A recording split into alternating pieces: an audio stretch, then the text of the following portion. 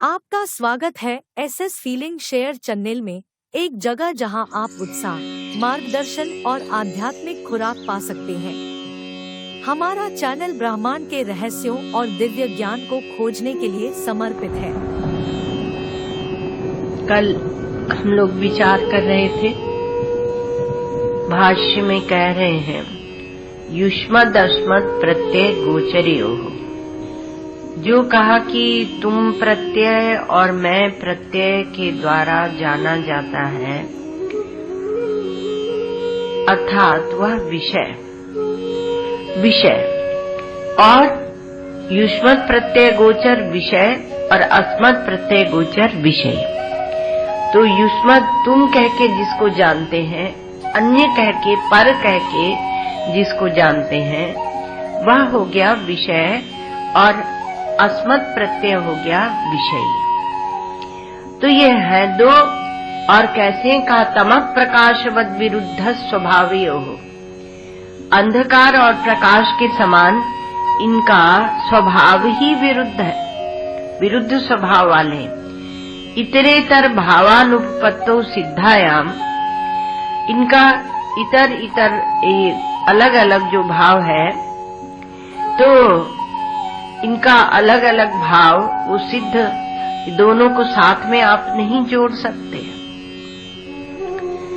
अनुपपन्न है, इतरेतर भाव अनुपन्न है।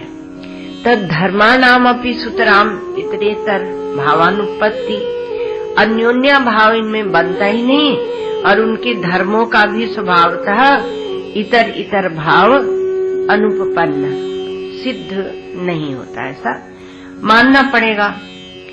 तो इति अतो अस्मद् प्रत्यय गोचरे विषयिनी चिदात्मके, इस प्रकार से अस्मद् प्रत्यय, मैं प्रत्यय का गोचर जो विषयी है, चिदात्मा है, उसमें युष्मद् प्रत्यय गोचरस्य विषयस्य तद्धर्माणाम च अध्यास, उसमें जो युष्मद् प्रत्यय गोचर है, अर्थात पर रूप से, अन्य रूप से जिसे हम जानते हैं,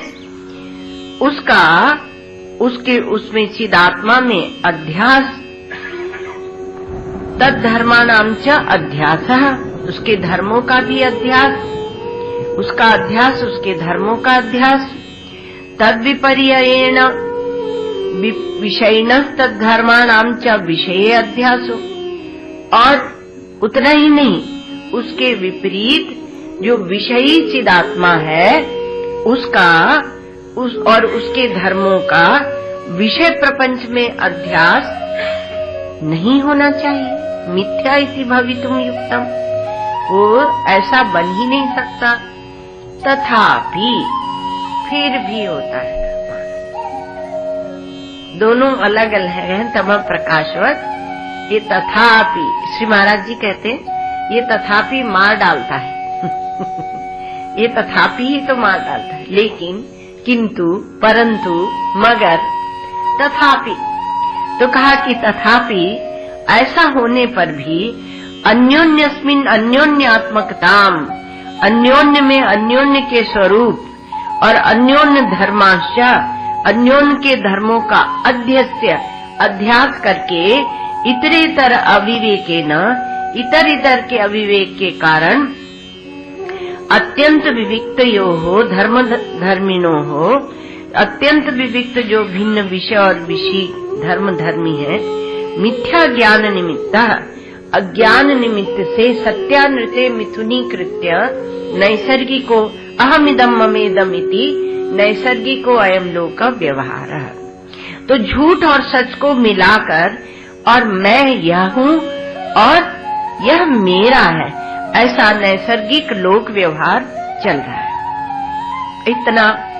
इतना ही भाष्य हम लोग देखेंगे। अब जो इसमें हमारी चर्चा जो चल रही थी, तो इसमें ये बात कही कि श्रुति कहती है, अथातो ब्रह्म जिज्ञासा का वाक्य क्या है, का आत्मा वारे दृष्टव्या।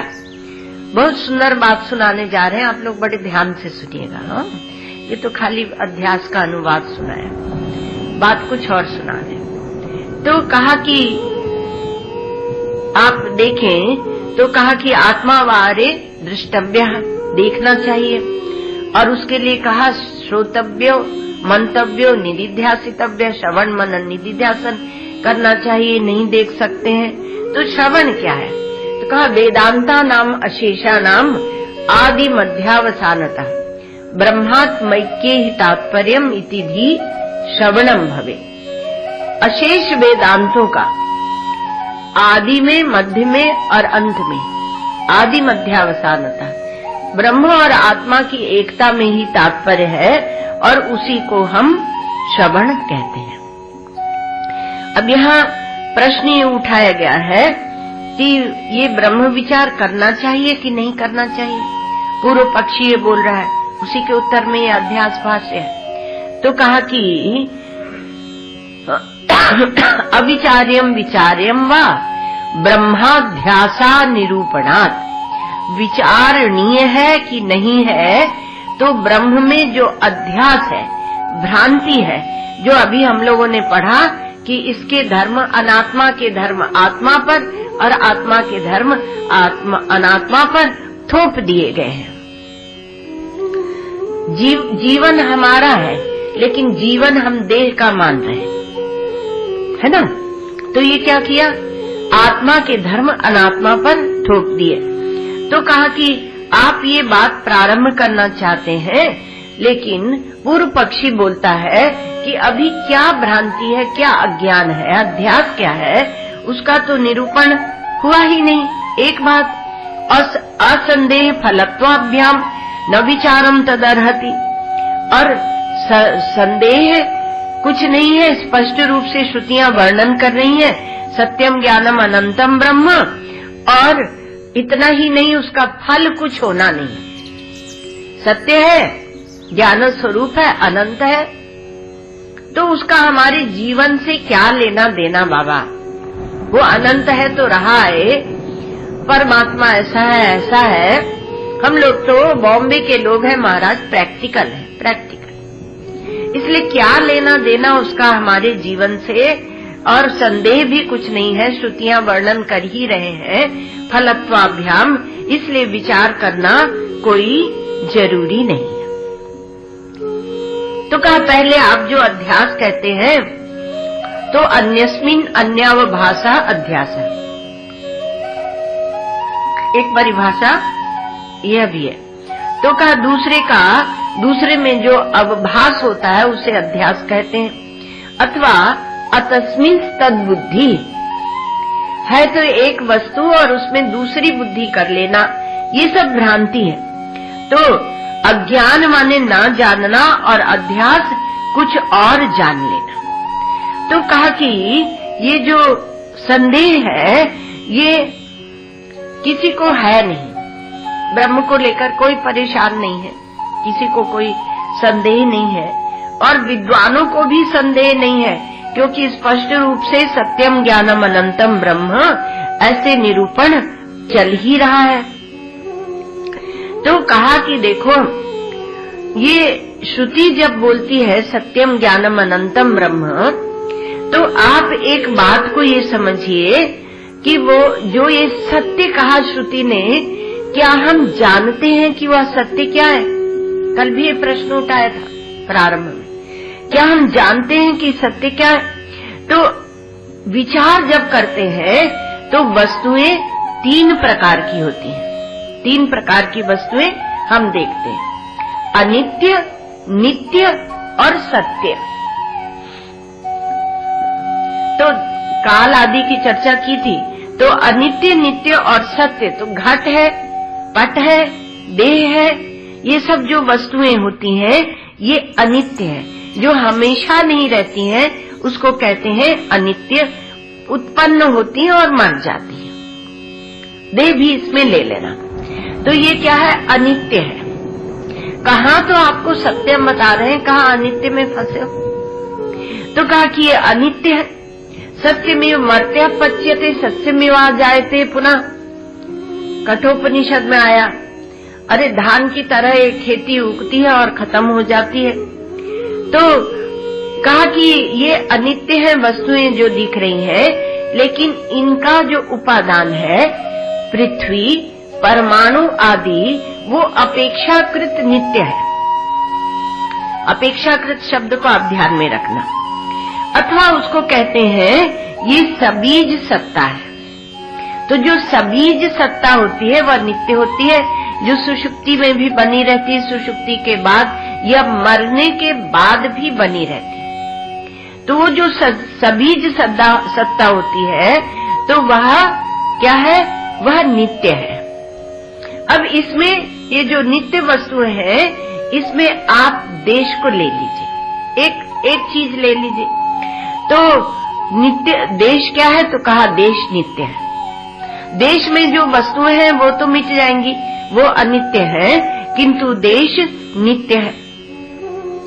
तो आप कल्पना कीजिए कि कहाँ देश नहीं है, तो आप कहाँ तक कल्पना करेंगे? आंखों से आप देखने जाएंगे कि कहाँ देश नहीं है, हम देखें तो ढूंढते ढूंढते ढूंढते आपकी आंखें बंद हो जाएंगी। जैसे आकाश की नीलिमा है, तो बाल्यावस्था में मनुष्य कल्पना करता है। अब यहाँ मुंबई में तो आप नहीं करते होंगे, पर हम लोग जो छोटे छोटे स्थानों में रहे हैं बाल्यावस्था में, तो बहुत दूर मैदान और मैदान के बहुत दूर जहाँ आकाश की नीलिमा जमीन के साथ क्षितिज में एक हो रही है, तो उसको देखकर ये कल्पना होती है कि यहाँ से दौड़ते दौड़ते दौड़ते दौड़ते वहाँ जाएंगे तो आकाश की नीलिमा को छू लेंगे। वो नीला जो आकाश है उसको हम छू लेंगे, पकड़ लेंगे, ऐसी एक कल्पना होती है। तो देश क्या है, तो देश में हमने विभाजन किया, पूर्व पश्चिम, उत्तर दक्षिण, ऊपर नीचे, अंदर बाहर, आगे पीछे, सब हमने विभाजन कर लिया। तो ये जब हमने विभाजन किया तो हम सोचते हैं कि कहीं जाकर देश का अंत मिलेगा। तो क्या देश का अंत मिलेगा? देश का अंत नहीं मिलेगा, क्योंकि वह कल्पित है। काल का अंत कहीं मिलेगा? तो कहा कि नहीं, वह देश और काल वह नित्य है, उसका अंत नहीं मिलता। देखो हमारे यहाँ एक बात कही जाती है, अनादि और अनंत।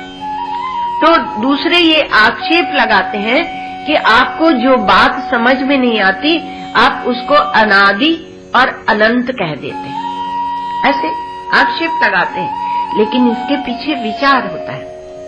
तो विचार कैसे होता है? तो काल का अंत नहीं मिलता, तो देश और काल कहा कि ये नित्य है। अब ये जो नित्य है तो इनकी नित्यता और ब्रह्म की नित्यता वो समान ही है क्या?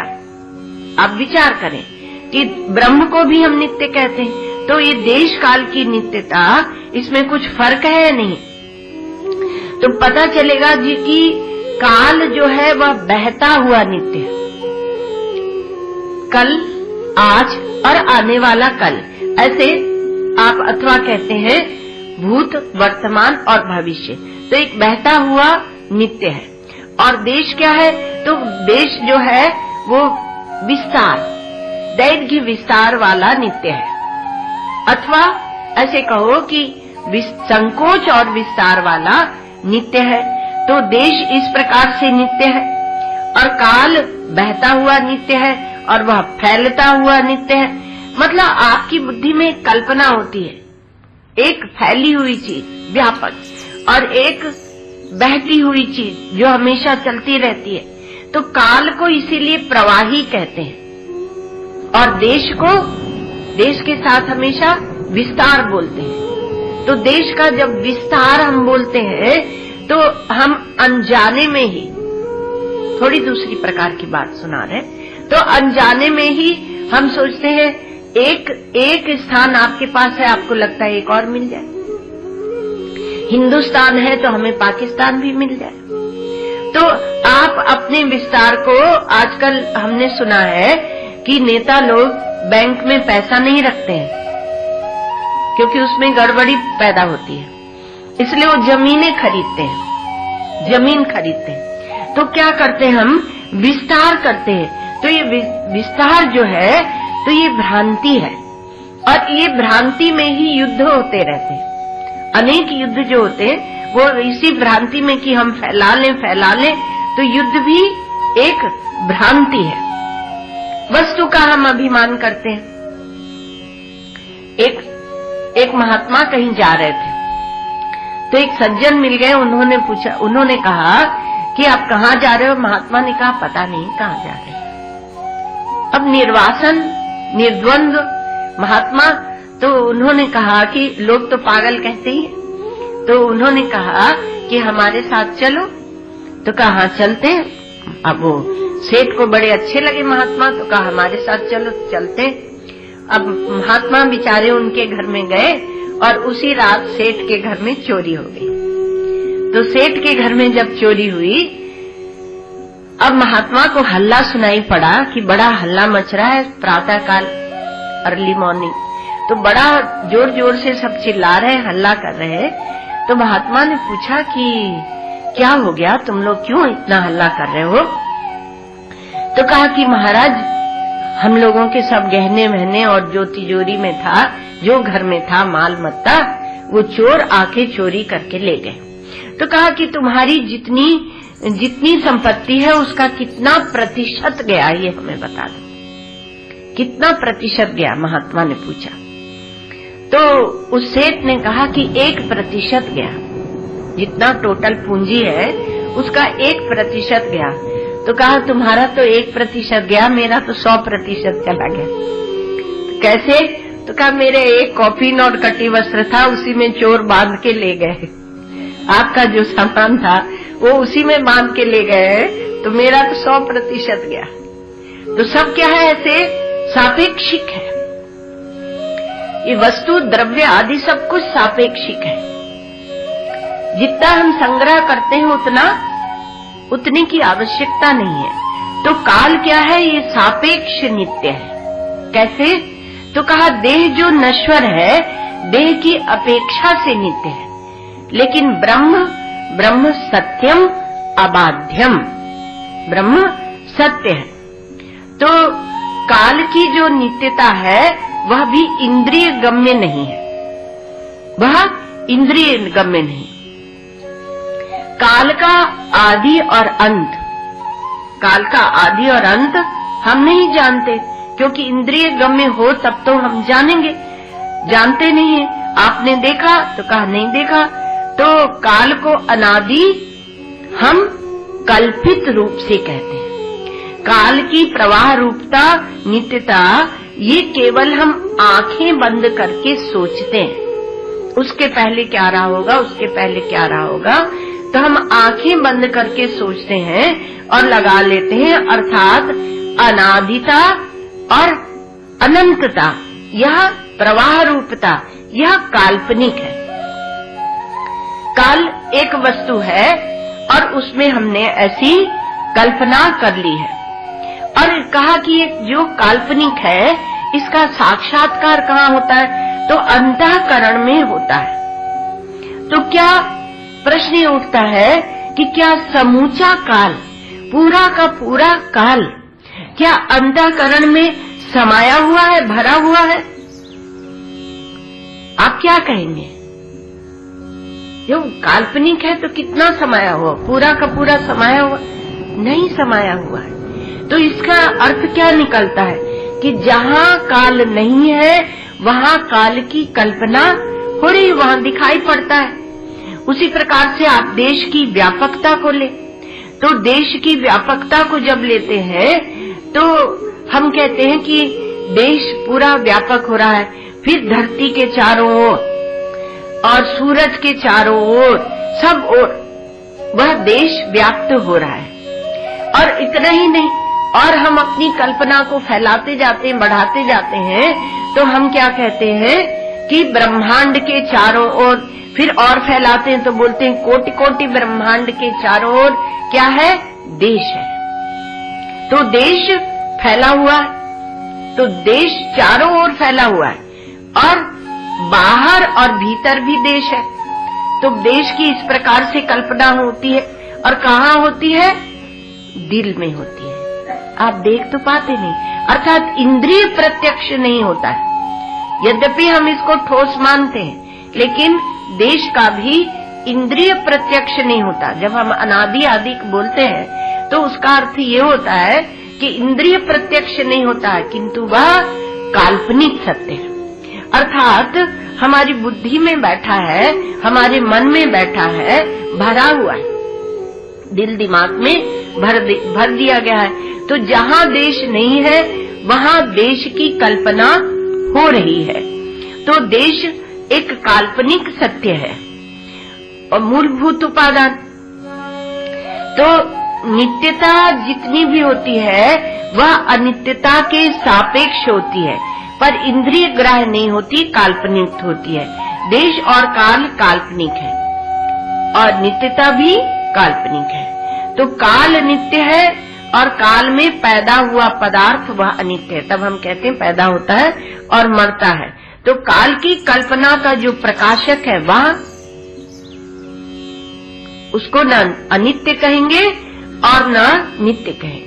काल की जो कल्पना हमारे हृदय में हो रही है उसका जो प्रकाशक है, साक्षी है, तो अंतःकरण में वह देखता है।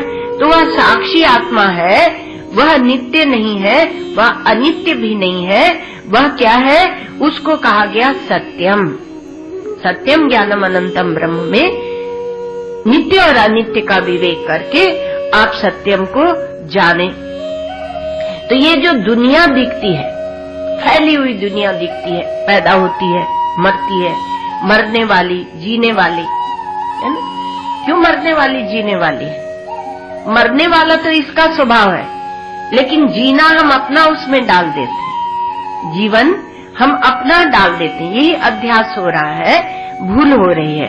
तो जो अनित्य है, मरने जीने वाली है, और जो काल में पैदा होती है, मरती है, किंतु जिस काल में पैदा होती है और मरती है वह काल नित्य है और उस काल का एक अधिष्ठान है।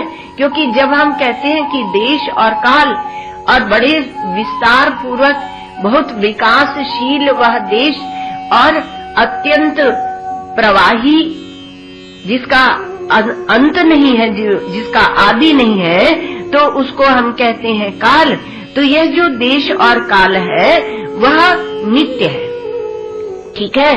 तो वह रहता है, लेकिन जब इतना बड़ा विस्तार वाला है तो उसका अधिष्ठान कितना बड़ा होगा, इसलिए हम लोगों ने उसका नाम दिया ब्रह्म।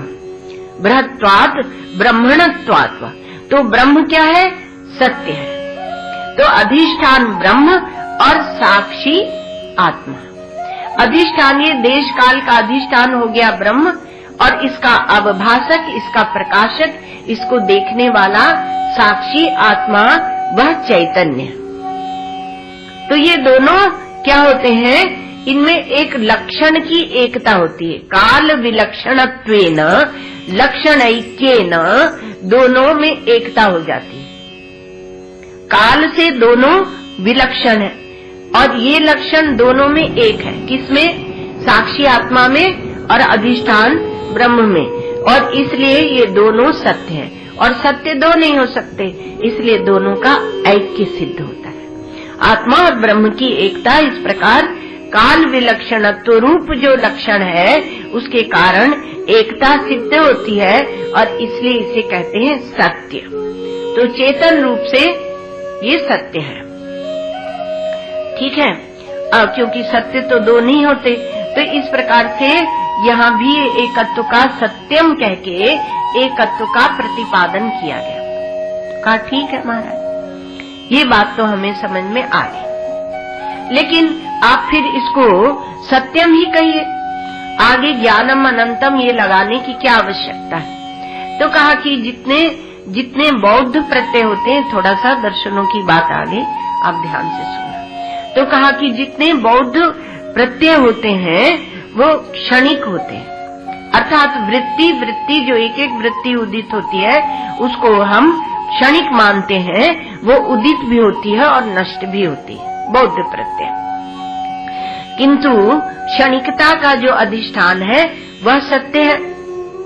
अच्छा, जैन मत में क्या होता है कि वो देश की को लेकर विचार करते हैं, तो वो संकोच विस्तार मानते हैं। अर्थात आत्मा का संकोच विस्तार मानती हैं, छोटा हो जाता है, बड़ा हो जाता है, तो उनकी बुद्धि में कहीं न कहीं देश के संस्कार प्रबलता पूर्वक बैठे हुए हैं। और बौद्ध जो क्षणिक मानते हैं आत्मा को, तो उनकी बुद्धि में काल के संस्कार प्रखरता पूर्वक बैठे हैं। तो काल के संस्कार से उत्पत्ति और नाश होता है, और देश के संस्कार से वो फैलता है और सिकुड़ता है। और द्रव्य प्रधान जो संस्कार हैं वो चारवाकों के हैं। ये तीनों हमारे भारतीय नास्तिक दर्शन है। तो उनका द्रव्य प्रधान जो उनका विचार चलता है, तो वो बोलते हैं कि द्रव्य जो चार द्रव्य हैं उसी में चेतना प्रकट होती है, और जब देह मरता है तो चेतना भी मर जाती है। किसी आत्मा को वो नहीं मानते, उत्पत्ति और नाश मानते, और शरीर नष्ट हुआ तो चेतना भी नष्ट हुई। तो इनका द्रव्य प्रधान दर्शन है, और देश प्रधान जैन का, और काल प्रधान बौद्ध का। और ठीक है, और साक्षी चेतन प्रधान, साक्षी चेतन प्रधान दर्शन, अधिष्ठान चेतन प्रधान दर्शन, जो देश काल वस्तु का अधिष्ठान है और देश काल वस्तु का साक्षी है, वही परम तत्व है, वही परमार्थ है। ये दर्शन किसका है? तो कहा ये वैदिक है। ये सत्यम, सत्यम के द्वारा इतनी बात कही गई। अब केवल सत्य ही हो तो जड़ भी तो हो सकता है। केवल हम सत्यम सत्यम कहें तो जड़ हो सकता है, क्योंकि जो विकासवादी वैज्ञानिक डार्विन है, उसके गुरु हैकले हैं। तो उन्होंने एक जड़ाद्वैत सत्ता का प्रतिपादन किया है। एक ही सत्ता से सब उत्पत्ति हो रही है। उन्हीं के वो दार्शनिक है, हैकले वो दार्शनिक है। तो उनके सिद्धांत को लेकर ही विज्ञान में लगाया डार्विन ने। तो कहा कि एक जड़ से ही और सबकी उत्पत्ति हो रही है। तो वो जड़ अद्वैत को मानते हैं। तो जड़ाद्वैत को लेकर वो विचार किया उन्होंने। तो यदि हम चेतन सत्यम के साथ ज्ञानम नहीं लगाएंगे तो वो जड़ाद्वैत की भी प्राप्ति हो सकती है। तो जड़ हो तो इसलिए कहा कि ज्ञानम। तो ये मार्क्सवादियों की तरह हमें ये प्राप्त न हो जाए, इसलिए इसके साथ में ज्ञानम कहा गया। अच्छा, तो अद्वैत तत्व वो भी स्वीकार करते हैं, एक अद्वितीय, और जगत की उत्पत्ति उससे मानते हैं। और हमने क्या किया? हमने उसको चेतन समझा। तो जंतु शास्त्र की उत्पत्ति का जो विज्ञान है वो परिणामी अद्वैत सत्ता है, जड़ और परिणामी अद्वैत सत्ता है। तो सत्यम जो कहते हैं, तो सत्यम के साथ जब ज्ञानम लगा देते हैं तो वहां पर चेतनता को प्राप्त होता है। देखो, यदि केवल सत्य मानेंगे तो अधिष्ठान साक्षी नहीं आएगा, कोई और जड़ पदार्थ आ सकता है। किंतु जब हम ज्ञानम लगा देते हैं तो अधिष्ठान भी आ जाता है और साक्षी भी आ जाता है। वास्तव में मुख्य चेतन तो साक्षी का है, इसलिए मुख्य समानाधिकरण से एकता बताई जाती है।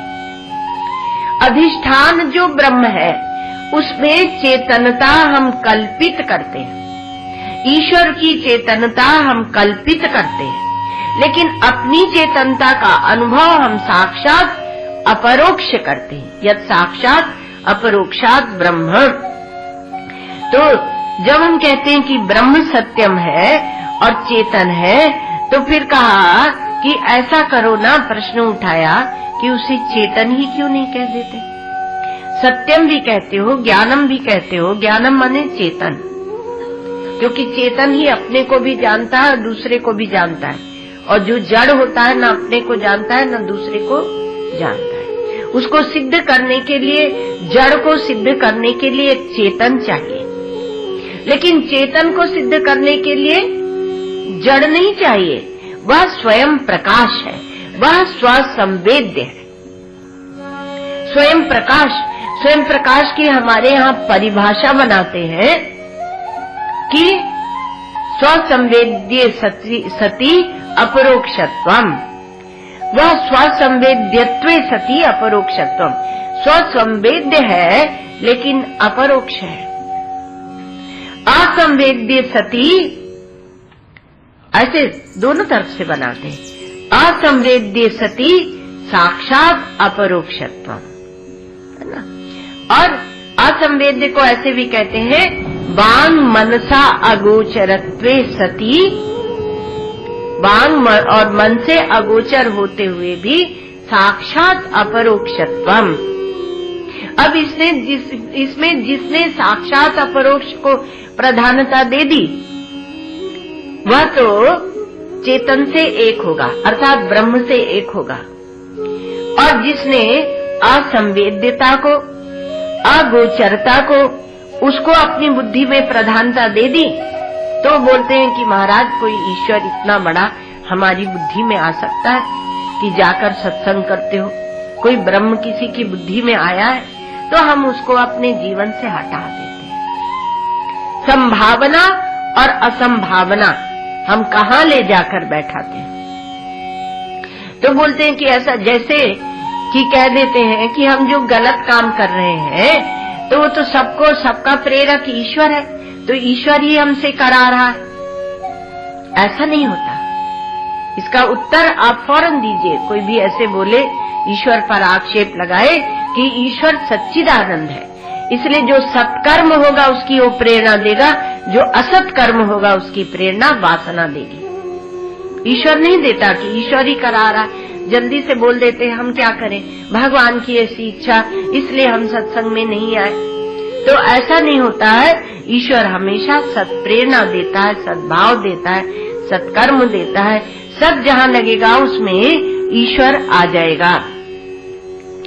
तो कहा कि देखो ये ब्रह्म तो सत्य है, ब्रह्म सत्य है, आत्मा सत्य है, दोनों की एकता बता दी।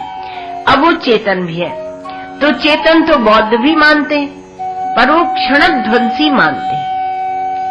वो क्षण में मरने वाला है वो चेतन, इसलिए सत्यम साथ में लगाया था।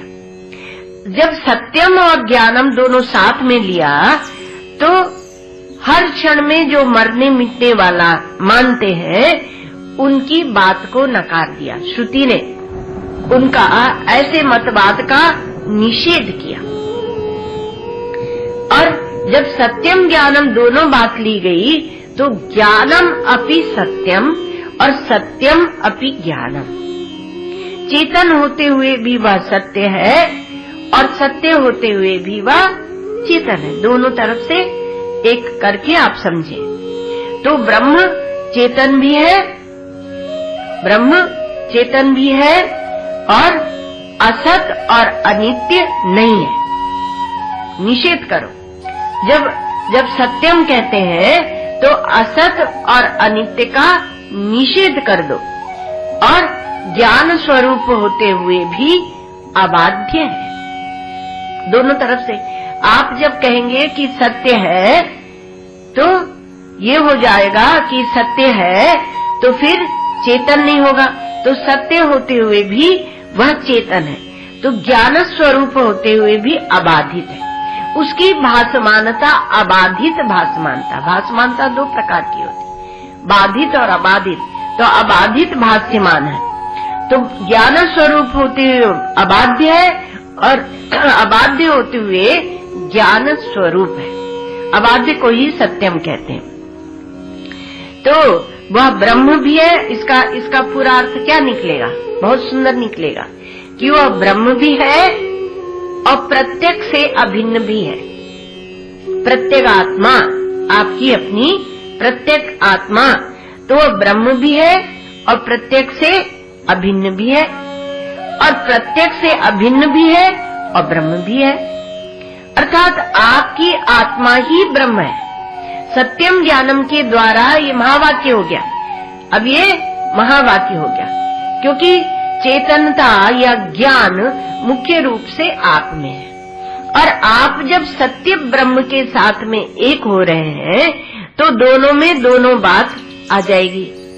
और दो नहीं रहेंगे, एकत्व हो जाएगा, है ना, कि क्योंकि लक्षण ऐक्य न वस्तु ऐक्यम, तो लक्षण की एकता से वस्तु की एकता हो जाती है, तो दोनों एक ही सिद्ध हो जाते हैं। जैसे आप किसी व्यक्ति को देखते हैं और आप कहते हैं कि ये व्यक्ति जो है वो हमें जो सीरियल में राम बना था उसके जैसे दिखता है ना, तो लक्षण सब हमारे मिल रहे हैं, तो दूसरा बताता है कि ये वही है। तो लक्षण की एकता से वो वस्तु की एकता हो जाती है। तो इसलिए कहा कि वो प्रत्यक्ष से अभिन्न भी है और अधिष्ठान ब्रह्म भी है। अधिष्ठान ब्रह्म है और प्रत्यक्ष से अभिन्न है। ये सत्यम और ज्ञानम दोनों ने मिलके बता दिया। तो प्रश्न उठा कि फिर ये अनंतम काहे को दिया? श्रुति भगवती ने ये अनंतम शब्द काहे को दिया वो भी तो दिखा दिया है। अब इस अनंतम को समझना बड़ा आनंद आएगा आपको।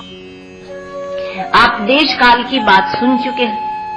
तो कहा कि जब ब्रह्म अर्थात चैतन्य दोनों एक हो चुके हैं, तो चाहे हम ब्रह्म कहें, चाहे आपकी आत्मा या चेतन कहें, आप एक करके देखना।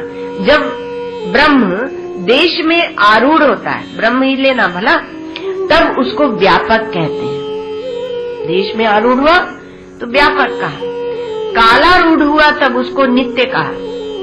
कालारूढ़ ब्रह्म को नित्य कहते हैं, है ना। और उसी प्रकार से द्रव्य में जब आरूढ़ हो जाता है, सर्व कारणत्व तो हम उसको देते हैं, तब उसे हम सर्व कहते हैं। सर्व कहते हैं ना आप भगवान। तो कहा कि तब उसे हम सर्व कहते हैं, किंतु ब्रह्म के स्वस्वरूप में न देश है, न काल है और न वस्तु है। अर्थात जब देश नहीं है, काल नहीं है, वस्तु नहीं है, तो आप उसमें व्यापकत्व, नित्यत्व, सर्वरूपत्व ये किस प्रकार से रखेंगे? तो ये व्यापकत्व, नित्यत्व और सर्वरूपत्व यह ब्रह्म में अध्यारोपित है। पहले अध्यारोप करके जब अपवाद करते हैं ना, तब आपको एकदम से स्पष्टता होती है, तब बुद्धि में स्पष्टता होती है। कोई एक ग्रंथि अगर टूटती नहीं है तो शिथिल तो हो ही जाती है। तो शिथिल तो ये वेदांत को समझने का बहुत बड़ा प्रयोजन, इसका एक आनंद है। तो कहा कि तो वो वास्तविक नहीं है, जो ये व्यापकता, नित्यता और सर्वता है वह ब्रह्म में अध्यारोपित है, माने वह वास्तविक नहीं है। इसलिए कहा कि ब्रह्म का विचार करना चाहिए। जितना आप विचार करेंगे उतने आपके अंदर से ग्रंथियां टूटेंगी। अभी हम देश काल वस्तु से रहित किसी तत्व का विचार करते ही नहीं है, लेकिन ऐसा भी विचार है जिसमें देश काल और वस्तु नहीं, ऐसी भी एक वस्तु है। तो ऐसी जो वस्तु है उसमें पहले देश काल वस्तु का अध्यारोप और फिर उसको हटा देना। तो ये व्यापकता ब्रह्म में नहीं होती, ये नित्यता ब्रह्म में नहीं होती, सर्वता नहीं होती। इसी को बोलते हैं अनंत, इसी को अनंत कहेंगे। पूर्व पक्षी ने कहा कि न विचारम तदर्हति, उसका विचार करने की कोई आवश्यकता नहीं है ना। तो कहा कि देखो श्रुति का एक मंत्र भी उठा लो तो आपको पता चलेगा कि विचार की कितनी आवश्यकता है। अब सत्यम ज्ञानम अनंतम में इतना छुपा हुआ है और हम उसको ऊपर से पढ़ के छोड़ देते हैं, उसको बोलते हैं अविचारित चलना। और जब उसकी गहराई में, गंभीरता में प्रवेश करते हैं तब उसे कहते हैं विचार। तो स्पष्ट है और प्रयोजन है। तो वो कहते हैं कि स्पष्ट है जब ब्रह्म का निरूपण, तो क्यों तुम विचार करते हो? उत्तर पक्षी ये कहता है, बहुत से हमने देखा लोग कहते हैं वेदांत क्यों पढ़ना है, उसमें ऐसी दो चार बातें तो है, कि तुम देह नहीं हो, देह तुमसे अलग है, तुम आत्मा हो। ऐसे 3-4 वाक्य में पूरे वेदांत शास्त्रों को समाप्त कर देते हैं। वो उनको अच्छा लगता है, तो बोलते हैं कि बिना विचार के, तो अविचारित ने विचार करना चाहिए। तो इसलिए शबर स्वामी एक हुए हैं, वो बोलते हैं अर्थी समर्थो विद्वान शास्त्रेण अविपर्युदस्ता। ऐसा एक अधिकारी का निरूपण किया। शास्त्र से विपरीत अर्थी अर्थात चाहता है, वो ब्रह्म को चाहता है तो विचार करेगा, जो नहीं चाहता वो विचार से कतराएगा। और एक चाहता है लेकिन उसकी बुद्धि में सामर्थ्य नहीं होती, तो उसको सुनना चाहिए। सुनते सुनते सामर्थ्य आ जाती है। श्री महाराज जी हमने सुना है कि ऐसे कहते यहाँ बहुत लोग बैठे जिन्होंने सुना होगा कि ऐसे कहते थे कि तुम्हें जो आता है उतना ही सुनोगे तो क्या लाभ है, जो तुम्हें समझ में नहीं आता वह भी जब सुनोगे तब न तुम्हारी बुद्धि खुलेगी। तो धीरे धीरे सुनना चाहिए। तो ब्रह्मात्मैक्य ही तात्पर्यम इति धी श्रवणम भवेत। वहां भी बुद्धि की महिमा बताई कि आत्मा और ब्रह्म की एकता ही तात्पर्य है, उस बुद्धि को ही श्रवण कहते हैं। तो वही तब वहां श्रवण कहलाएगा। अब यहाँ अधिकारी कैसा हो, यद्यपि शबर स्वामी ने पूर्व मीमांसा में लिखा लेकिन उत्तर मीमांसा में चरितार्थ। तो कहा कि अर्थी हो, चाहता हो और समर्थ हो, अर्थात विचार करने की उसमें सामर्थ्य हो, विद्वान हो। विद्वान हो अर्थात कुछ अंश में वह शास्त्रों को जानता हो, कुछ तो जानता हो, और शास्त्र से विपरीत आचरण करने वाला नहीं हो, अर्थात शास्त्र का प्रेमी हो। जब वो शास्त्र का प्रेमी होता है तो शास्त्र नाम सुन के बुखार आ जाता है लोगों को। ऐसा कलयुग का प्रभाव, दोष किसका देना, इसलिए कलयुग नाम खड़ा कर दिया गया, उसी को दोष दे, है ना। तो कहा कि आप जब विचार करते हैं तब आपको स्पष्टता होती है। तो शास्त्र में निरूपण है इस प्रकार से, सत्यम ज्ञानम अनंतम ब्रह्म, और बुद्धि में स्पष्ट नहीं है। अर्थात हम जब शास्त्र को मानते हैं, ये एक बहुत बड़ी बात है, आप इसको समझना। जब हम शास्त्र को मानते हैं तभी हमें लगेगा कि अरे शास्त्र में ये बात कही है पर हमें तो समझ में नहीं आती। और जब हम शास्त्र को मानते ही नहीं, इसलिए शास्त्रेण अविपर्युदस्ता, शास्त्र के विरोध में नहीं जाता है, शास्त्र के विपरीत नहीं जाता है, तब उसे लगता है शास्त्र तो कह रहे हैं कि तुम ब्रह्म हो, श्रुति भगवती कह रही है और हमें तो समझ में नहीं आता, तो क्या करें, इसको किसी के पास जाके समझना चाहिए, ऐसा उसकी बुद्धि में आएगा। तो विचार वेदांत कहता है कुछ और मालूम पड़ता है कुछ। अब दुनिया की माने कि शास्त्र की माने, दुनिया माने आपका प्रत्यक्ष ज्ञान, जो आपको सामने दिखता है और आप उसको स्वीकार कर लेते हैं। दुनिया कहती है तुम हिंदू हो, दुनिया कहती है तुम भारतीय हो, है ना। और उधर से शास्त्र बोलते हैं कि तुम ब्रह्म हो, अब किसकी मानोगे। तो कहा जो कहते हैं कि तुम भारतीय हो वो तो समझ में आता है, हम भारतीय हैं इसलिए हम पाकिस्तानी के दुश्मन हैं। वो पाकिस्तानी एक उपलक्षण है भला, और सब आप जितना भी उसके साथ में बवंडर है वो सब लगा लेना। तो वो कहती है, और हम वो राग द्वेष को हमने पाल के रखा है, पता नहीं कब से सुन सुनकर हमने पाल के रखा है, और अब एकदम पूरा देश काल वस्तु सब ध्वस्त करके और उससे अपरिच्छिन्न तुम ब्रह्म हो ऐसे बता देते हैं, तो हम करें क्या। तो हमारे चित्त में खलबली पैदा हो जाती। और श्री महाराज जी का एक वाक्य याद आया, कभी कभी कहते थे कि हम तो फेंकते हैं इतना बड़ा बम और तुम्हारे पेट में पानी भी नहीं हिलता कोई खलबली नहीं पैदा होती तुम्हें। तो एक जो संवेदनशील है उसके हृदय में एक खलबली पैदा होना चाहिए कि ऐसा क्यों है। तो देखो, आप प्रत्यक्ष को मानेंगे कि शास्त्र को मानेंगे? जैसे कि वैज्ञानिक कहते हैं कि सूर्य पृथ्वी से बहुत बड़ा है और हमको तो एक थाली के बराबर दिखाई पड़ता है, बड़ा बिल्कुल नहीं लगता, तो हम किसकी बात माने? सूर्य पृथ्वी से कई गुना बड़ा है, वैज्ञानिक कह रहे हैं, और प्रत्यक्ष में हमें छोटा दिखाई पड़ता है, तो तब उसका विचार करेंगे या नहीं? तब विचार करना पड़ेगा कि कैसे ये ऐसे मान रहे हैं। तो तब पता चलेगा कि हम जहाँ बैठे हैं वहाँ से सूर्य की दूरी बहुत बड़ी है, उस दूरी के कारण वह सूर्य छोटा दिखाई पड़ता है। तो दूरत्व की उपाधि के कारण सूर्य छोटा दिखाई पड़ता है, तो है कुछ और दिखता है कुछ और। क्यों? क्योंकि उपाधि लग गई, दूरत्व की उपाधि लग गई।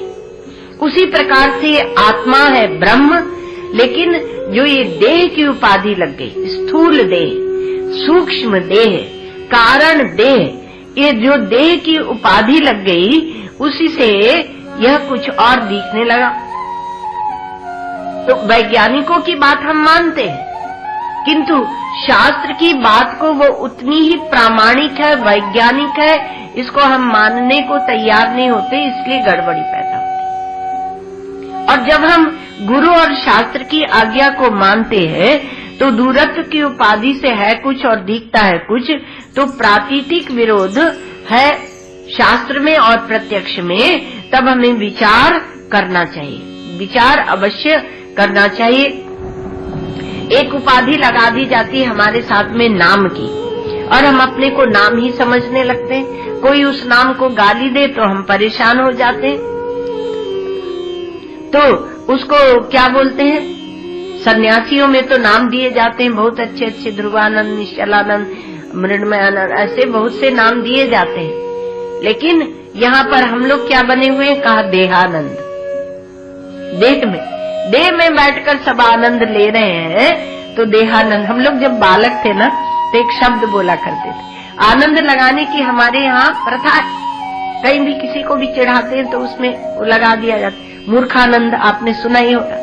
और हम लोग बच्चे थे तो एक और लगाते थे, पोहानंद, माने जो बहुत खाता है, पोहता है। तो ऐसे नाम लगा दिए जाते हैं। तो अब देखो यहाँ पर क्या हुआ, श्रुति कहती है कि तुम ब्रह्म हो, और सांप्रदायिक कहते हैं कि तुम हिंदू हो, तुम मुसलमान हो, तुम ईसाई हो। धार्मिक कहते हैं कि तुम जीवात्मा हो, तुम पापी हो, तुम पुण्यात्मा हो, तुम स्वर्ग नरक में जाने आने वाले हो। और संसारी बोलते हैं कि तुम देह हो, तुम कर्ता हो, भोक्ता हो। सारा इसको संक्षेप में कर दिया, पर सारा जो संसारी लोग थोपते हैं हमारे ऊपर, वो यही होता है कि तुम कर्ता और भोक्ता हो, तुम देह हो। वो चारवाक मत वहाँ चलता है। उपासक बोलते हैं कि तुम ईश्वर के दास हो, तुम ईश्वर के सखा हो, तुम ईश्वर के वत्स हो, तुम उनके प्रेमी हो। ऐसे जो आएंगे वो अपना कुछ कुछ आपको बताते जाएंगे। तो आपके चित्त में प्रश्न उठना चाहिए ना कि आप हैं क्या, हो क्या, किसकी बात माने? श्रुति की बात माने कि इतने सारे लोग जो आके हमें अलग अलग बात कह रहे हैं कि तुम यह हो, तुम यह हो, तुम यह हो, हम किसकी बात माने? माँ कह देती मेरा बेटा है, बाप कह देता है मेरा बेटा है, थोड़े बड़े होते हैं दोस्त मिलते हैं, वो दोस्त हो गए, पत्नी आ गई तो हम पति हो गए, बालक हो गया तो हम खुद बाप हो गए। तो हम हैं क्या? हम बदलते हुए कोई चरित्र है या एक रस कुछ अचल रहने वाली कोई वस्तु है? अचलो अयम सनातना, गीता में भगवान कहते हैं। तो हमें निर्णय करना पड़ता है कि हम हैं क्या और किसकी बात माने। और यदि हमारी श्रुति पर श्रद्धा है, यहाँ श्रद्धा शब्द आता है, लेकिन श्रद्धा अनुभूति पर्यवसायी होती है। जो श्रुति पर श्रद्धा है वह अनुभूति में पर्यवसायी होती है। इसलिए यदि हम श्रुति की बात को मानते हैं तो हमें विचार करना पड़ता है। श्रुति कहती है अदृष्टम दृष्टि, अश्रुतम श्रोत्री, अमंतम मंत्री, अविज्ञातम विज्ञात्री। ऐसे श्रुति भगवती कह रही है। अर्थात जो नहीं देखता लेकिन सबको देखता है, वह दृष्टा आप है। जो जिसके बारे में जिसको सुन नहीं सकते शब्दात्मक, लेकिन वह सबकी सुनता है, वह सबके पीछे रहकर श्रोत्री है, वह आप है। कान का भी श्रोता वह है। ये तो एक श्रुति सुनाई। केनोपनिषद में भी इस प्रकार के मंत्र हैं। अमतम मंत्री, जो जिसका मनन नहीं किया जा सकता ऐसा यह मनता है। अविज्ञातम विज्ञात्री, जिसका विज्ञान नहीं हो सकता ऐसा यह विज्ञाता है। तो श्रुति एक बात कहती है तो हम उस पर विचार करें कि नहीं। कोई बच्चा भी आकर कहता है कि आपके भोजन में विष मिला हुआ है, तो आप ठहर कर सोचते हैं।